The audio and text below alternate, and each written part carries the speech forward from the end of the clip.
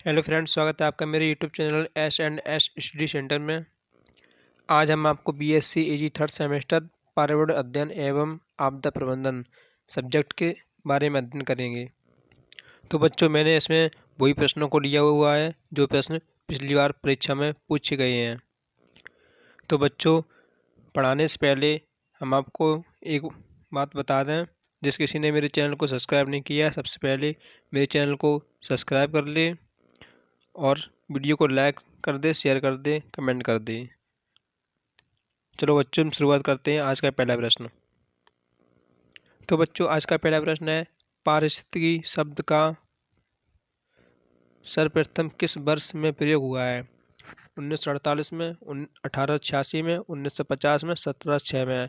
तो बच्चों, इसका राइट आंसर क्या हो जाएगा? जल्दी से कमेंट करो, हम आपको 2 सेकंड का टाइम देते हैं, जल्दी से इसका आंसर आ जाना चाहिए। तो बच्चों, चलो देखते हैं इसका राइट आंसर क्या हो जाएगा। तो बच्चों, इसका राइट आंसर हो जाएगा ऑप्शन बी, 1886। पारिस्थितिकी शब्द का सर्वप्रथम किस वर्ष में प्रयोग हुआ? 1886 में प्रयोग हुआ है इसका। तो बच्चों, चलो चलते हैं क्वेश्चन नंबर 2 की तरफ। तो बच्चों, क्वेश्चन नंबर 2 है हमारा, इकोलॉजी शब्द किस भाषा के शब्दों से बना है? Option A Germany, option B British, option C Greek, option D Sanskrit. तो बच्चों, इसका राइट आंसर क्या होगा? जल्दी से आप कमेंट कीजिएगा। बच्चों, हम आपको 2 सेकंड का टाइम देते हैं, जल्दी से इसका आंसर कमेंट करो, जल्दी से। चलो बच्चों, देखते हैं इसका राइट आंसर क्या हो जाएगा। तो बच्चों, इसका राइट आंसर हो जाएगा ऑप्शन सी ग्रीक। इकोलॉजी शब्द जो है ये ग्रीक भाषा से लिया गया है। किस भाषा से लिया गया है? ये ग्रीक भाषा से।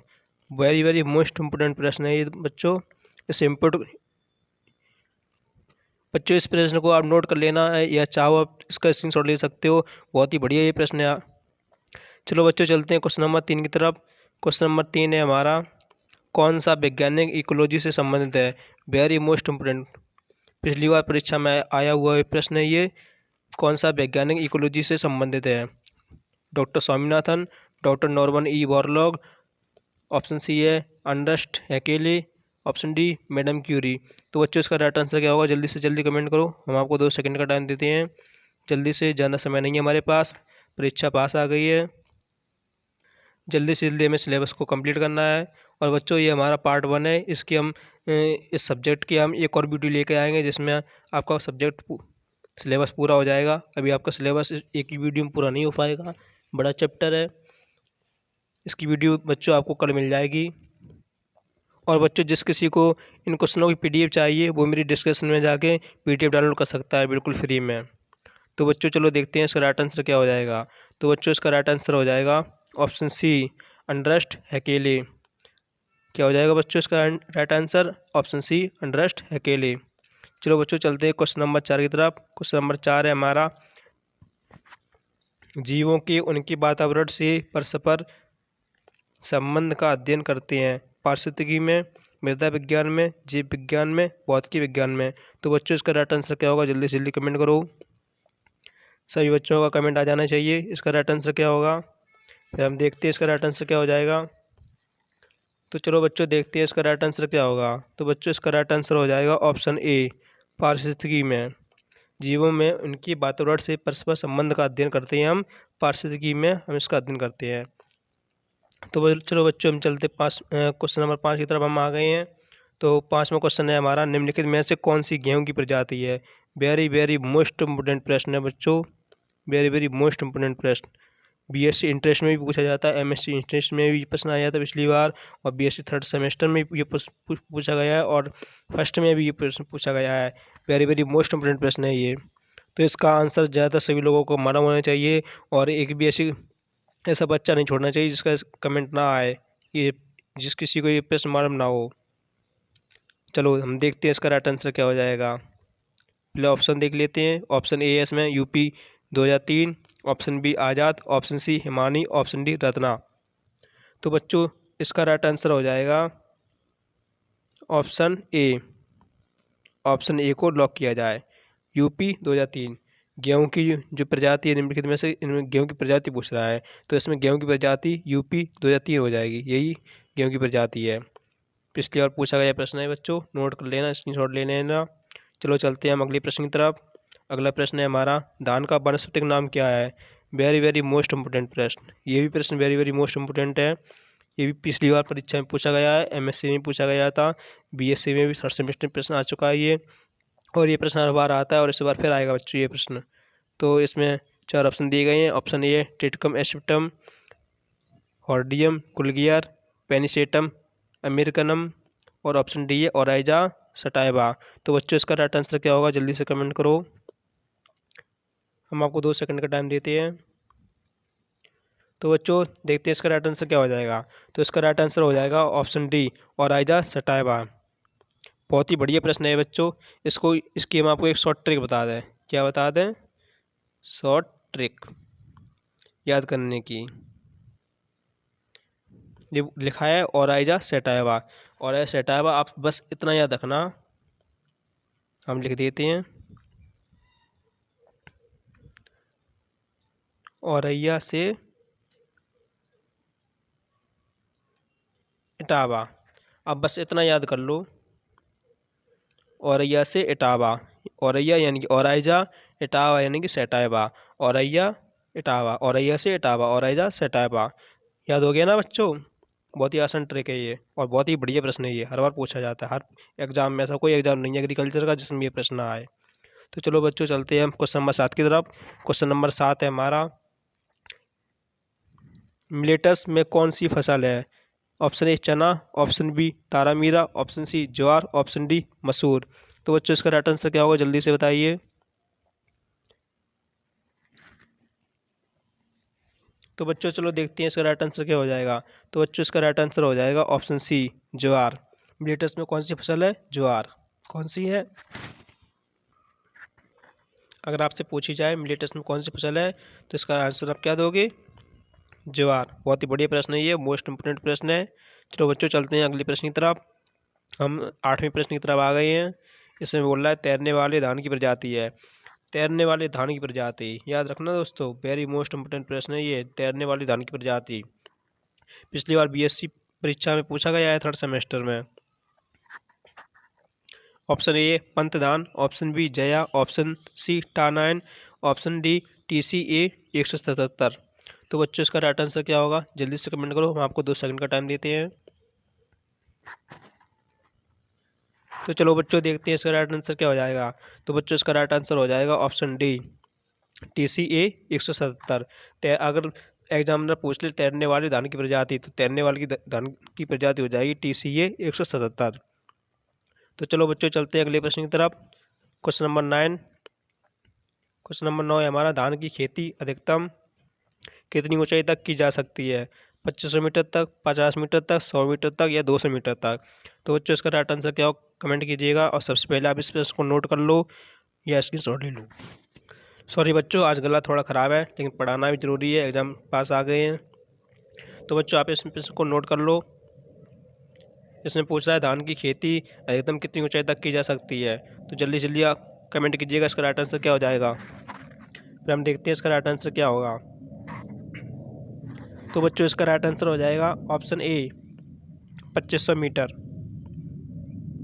तो चलो बच्चों चलते हैं क्वेश्चन नंबर 10 की तरफ। क्वेश्चन नंबर 10 है हमारा, सरसों के बीज के अंकुरण के लिए उपयुक्त तापक्रम है 20 से 25 डिग्री सेल्सियस, 35 से 40 degree Celsius, 10 degree -10 degree Celsius, या फिर 40 से 45 डिग्री सेल्सियस। तो बच्चों इसका राइट आंसर क्या होगा, जल्दी से कमेंट करो।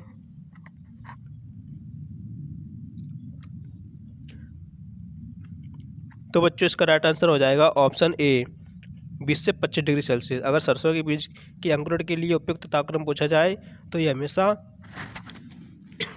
आपको 20 से 25 डिग्री सेल्सियस ही बताना है। इम्पोर्टेंट प्रश्न है बच्चों, ये नोट कर लेना। तो चलो बच्चों चलते हैं क्वेश्चन नंबर 11 की तरफ। क्वेश्चन नंबर 11 है हमारा, सरसों की खेती का क्षेत्र कहाँ पर अधिक है? पश्चिम बंगाल में, गुजरात में, तमिलनाडु में, राजस्थान में। तो बच्चों इसका राइट आंसर क्या होगा, जल्दी से कमेंट करो, हम आपको 2 सेकंड का टाइम देते हैं। जल्दी से सही बच्चों का आंसर आ जाना चाहिए। तो बच्चों इसका राइट आंसर हो जाएगा ऑप्शन डी राजस्थान। सरसों की खेती का क्षेत्र कहाँ पर अधिक है? राजस्थान में। कहाँ पर है? राजस्थान में। तो चलो बच्चों चलते हैं क्वेश्चन नंबर 12 की तरफ। क्वेश्चन नंबर 12 है हमारा, मटर के पौधों की जड़ ग्रंथियों में कौन सा जीवाणु पाया जाता है? Option A PAB, option B Azotobacter, option C Rhizobium, option D Azolla. तो बच्चों इसका राइट आंसर क्या होगा? जल्दी से आप कमेंट करो, हम आपको 2 सेकंड का टाइम देते हैं। और बच्चों ये प्रश्न बहुत ही बढ़िया प्रश्न है, ये आप इस प्रश्न को नोट जरूर कर लेना। चलो बच्चों देखते हैं इसका राइट आंसर क्या होगा। तो बच्चों इसका राइट आंसर हो जाएगा ऑप्शन सी राइजोबियम। तो चलो बच्चों चलते हैं अगले प्रश्न की तरफ। अगला प्रश्न है हमारा, किस वैज्ञानिक ने पादप समुदाय को एक प्रमुख इकाई के रूप में जाना है? Option A Blanquet, option B Grisebach, option C Kormondy, option D Woodbury. तो बच्चों इसका राइट आंसर क्या होगा? जल्दी से आप कमेंट करो, हम आपको 2 सेकंड का टाइम देते हैं। फिर हम देखते हैं इसका राइट आंसर क्या होगा। तो बच्चों इसका राइट आंसर हो जाएगा ऑप्शन बी ग्रीसबैक। इसने बोला था किस वैज्ञानिक ने पादप समुदाय को एक प्रमुख इकाई के रूप में जाना है? किसको जाना है? ग्रीसबैक को। तो चलो बच्चों चलते हैं अगले प्रश्न की तरफ। अगला प्रश्न है हमारा, कौन सा पादप समुदाय का लक्षण है? जलारंभी, लाइकेंस, प्रभाविता, मरुक्रमक। तो बच्चों इसका राइट आंसर क्या होगा? जल्दी से कमेंट करो, हम आपको 2 सेकंड का टाइम देते हैं। तो बच्चों चलो देखते हैं इसका राइट आंसर क्या हो जाएगा। तो बच्चों इसका राइट आंसर हो जाएगा ऑप्शन सी प्रभाविता। इसमें बोल रहा है कौन सा पादप समुदाय का लक्षण है, तो कौन सा पादप है समुदाय का लक्षण? प्रभाविता। क्या आप बताओगे? प्रभाविता। तो चलो बच्चों चलते हैं अगले प्रश्न की तरफ। तो बच्चों इस प्रश्न को सबसे पहले आप नोट कर लो, बहुत ही बढ़िया प्रश्न है ये, और इसका प्रश्न का आंसर भी आप ही लोगों को देना है। इसमें बोल रहा है निम्न में से कौन सा मुक्तपलावी जलोविद नहीं है? Option A Lemna, option B Spirodela, option C Azolla, option D Trapa. तो बच्चों इसका राइट आंसर क्या होगा? जल्दी से कमेंट करो, हम आपको 2 सेकंड का टाइम देते हैं। तो बच्चों देखते हैं इसका राइट आंसर क्या हो जाएगा। तो बच्चों इसका राइट आंसर हो जाएगा ऑप्शन डी ट्रापा। चलो बच्चों चलते हैं अगले प्रश्न की तरफ। अगला प्रश्न है हमारा, पौधों से गिरने से पूर्व ही बीज में अंकुरण निकलना कहलाता है? ऑप्शन ए सुप्तावस्था, ऑप्शन बी जरायुता, ऑप्शन सी आर्द्रागी, ऑप्शन डी मृतरागी। तो बच्चों बहुत ही बढ़िया प्रश्न है ये, वेरी मोस्ट इम्पोर्टेंट प्रश्न है ये। आप बताइए इसका राइट आंसर क्या हो जाएगा। तो बच्चों इसका राइट आंसर हो जाएगा ऑप्शन बी जरायुता। क्या हो जाएगा इसका राइट आंसर? जरायुता। पौधे से गिरने से पूर्व ही बीज में अंकुरण निकलना क्या कहलाता है? जरायुता। जरायुता याद रखना दोस्तों, अजीब सा प्रश्न है ये, इसका आंसर भी, पर ये बहुत बढ़िया प्रश्न है ये, जरायुता। चलो बच्चों चलते हैं अगले प्रश्न की तरफ। अगला प्रश्न है हमारा, वर्ष 1901 में भारतवर्ष की जनसंख्या कितनी थी? 100 करोड़, 23.84 करोड़, 25 करोड़ या 21.74 करोड़। तो बच्चों इसका राइट आंसर क्या होगा? जल्दी से हमें कमेंट कीजिएगा, बहुत ही बढ़िया प्रश्न है ये, मोस्ट इंपोर्टेंट प्रश्न है ये। तो चलो बच्चों देखते हैं इसका राइट आंसर क्या हो जाएगा। तो बच्चों इसका राइट आंसर हो जाएगा ऑप्शन बी 23.84 करोड़। दोस्तों आप इस प्रश्न को हल्के में नहीं लेना, ये प्रश्न पिछली बार पूछा गया है। वर्ष 1901 में भारतवर्ष की जनसंख्या कितनी थी? तो आपको बताना है 23.84 करोड़ थी। चलो बच्चों चलते हैं अगले प्रश्न की तरफ। अगला प्रश्न है हमारा 18वां प्रश्न है हमारा, वर्ष 1998 से 1999 में खरपतवार नाशकों की कितनी खपत थी? 12.5 million crore, 10.5 million crore, 13.96 million crore, 15.0 million crore. तो बच्चों इसका राइट आंसर क्या होगा? जल्दी से आप कमेंट कीजिएगा, फिर हम आपको बताते हैं इसका राइट आंसर क्या हो जाएगा। तो बच्चों इसका राइट आंसर हो जाएगा ऑप्शन सी 13.96 मिलियन करोड़। इसमें बोल रहा है वर्ष 1998 से 1999 में खरपतवार नाशकों की कितनी खपत थी? तो आपको बताना है 13.96 मिलियन करोड़। ये प्रश्न दोस्तों बहुत ही बढ़िया प्रश्न है ये, मोस्ट इम्पोर्टेंट प्रश्न है ये। चलो चलो बच्चों बढ़ते हैं हम अगले प्रश्न की तरफ। तो बच्चों हमारा अगला प्रश्न है क्वेश्चन नंबर 19। हरित क्रांति के प्रारंभ करने में किस फसल का प्रमुख योगदान था? टमाटर का, बाजरा का, गेहूं का, सरसों का? तो बच्चों इसका राइट आंसर क्या होगा? जल्दी से आप कमेंट कीजिएगा, हम आपको 2 सेकंड का टाइम देते हैं, फिर हम देखते हैं इसका राइट आंसर क्या होगा। तो बच्चों इसका राइट आंसर हो जाएगा ऑप्शन सी, गेहूं। इसमें बच्चों इस प्रश्न को दोबारा पढ़ लीजिएगा। इसमें बोल रहा है हरित क्रांति की प्रारंभ करने में किस फसल का प्रमुख योगदान था? तो किसका था? गेहूं का। हम बताएंगे गेहूं का था। तो बच्चों चलो हम चलते हैं क्वेश्चन नंबर 20 की तरफ। क्वेश्चन नंबर 20 है हमारा, राष्ट्रसंघ के निर्देशन में स्टॉकहोम सम्मेलन कब हुआ था? सन 1950 में, 1972 में, 1985 में, 1986 में? तो बच्चों इसका राइट आंसर क्या हो जाएगा? जल्दी से आप कमेंट कीजिएगा, हम आपको 2 सेकंड का टाइम देते हैं। तो बच्चों इसका राइट आंसर हो जाएगा ऑप्शन बी, सन 1972 में। राष्ट्रसंघ के निर्देशन में स्टॉकहोम सम्मेलन कब हुआ था? 1972 में। तो बच्चों हम चलते हैं अगले प्रश्न की तरफ। बहुत ही बढ़िया प्रश्न है बच्चों, ये very very very most important प्रश्न है ये। जितना आप इसे मोस्ट इम्पोर्टेंट लगा सकते हो लगा लो, बहुत ही बढ़िया प्रश्न है ये। ऐसा कोई एग्जाम नहीं है जिसमें ये प्रश्न पूछा ना जाता हो, और ऐसा कोई बच्चा नहीं है जिसे ये प्रश्न मालूम ना हो। लेकिन फिर भी हमारे कुछ प्यारे स्टूडेंट हैं जो इस प्रश्न को गलत करके आते हैं। पहले आप प्रश्न को पढ़ लीजिएगा, इसमें क्या बोल रहा है। इसमें बोल रहा है विश्व ओजोन दिवस कब मनाया जाता है? 16 सितंबर को, 11 जुलाई को, 4 अक्टूबर को, 22 अप्रैल को? जल्दी से जल्दी इस प्रश्न में सभी लोगों का कमेंट आ जाना चाहिए। इसका आंसर क्या हो जाएगा? जल्दी से जल्दी कमेंट करो, फिर हम आपको बताते हैं इसका राइट आंसर क्या होगा। तो बच्चों इसका राइट आंसर हो जाएगा ऑप्शन ए, 16 सितंबर को। विश्व ओजोन दिवस कब मनाया जाता है? 16 सितंबर को। चलो बच्चों चलते हैं हम अगले प्रश्न की तरफ। अगला प्रश्न है हमारा, विश्व किसान दिवस कब मनाया जाता है? ये तो बहुत ही बढ़िया प्रश्न है बच्चों ये। विश्व किसान दिवस कब मनाया जाता है? अगर आपने ये प्रश्न भी नहीं बता पाया तो आपका पढ़ना ही बेकार है। जल्दी जल्दी सभी लोग कमेंट कीजिएगा, विश्व किसान दिवस कब मनाया जाता है? 5 जून को, 23 दिसंबर को, 22 अप्रैल को, 16 सितंबर को? तो बच्चों इसका राइट आंसर हो जाएगा ऑप्शन बी, 23 दिसंबर को। विश्व किसान दिवस कब मनाया जाता है? 23 दिसंबर को, चौधरी चरण सिंह की जयंती के अवसर पर। हम चौधरी चरण सिंह की जयंती को हम किसान दिवस के रूप में मनाते हैं, याद रखना बच्चों। हमारे कॉलेज में इसका सम्मेलन भी होता है, कभी सम्मेलन भी होता है चौधरी चरण सिंह जी की जयंती पर, चौधरी चरण सिंह पीजी कॉलेज में। आप सभी लोगों को मालूम ही होगा 23 दिसंबर को। ये प्रश्न आप हमेशा याद रखना, भूलना ना चाहिए। चलो बच्चों चलते हैं अगले प्रश्न की तरफ, क्वेश्चन नंबर 23 की तरफ। तो बच्चों क्वेश्चन नंबर 23 है हमारा, विश्व पर्यावरण दिवस कब मनाया जाता है? 22 अप्रैल को, 22 दिसंबर को, 5 जून को, या फिर 4 अक्टूबर को? तो बच्चों इसका राइट आंसर क्या होगा? जल्दी से आप कमेंट कीजिएगा, हम आपको 2 सेकंड का टाइम देते हैं। बहुत ही बढ़िया प्रश्न है ये। तो बच्चों इसका राइट आंसर हो जाएगा ऑप्शन सी, 5 जून को। विश्व पर्यावरण दिवस हम कब मनाते हैं? 5 जून को।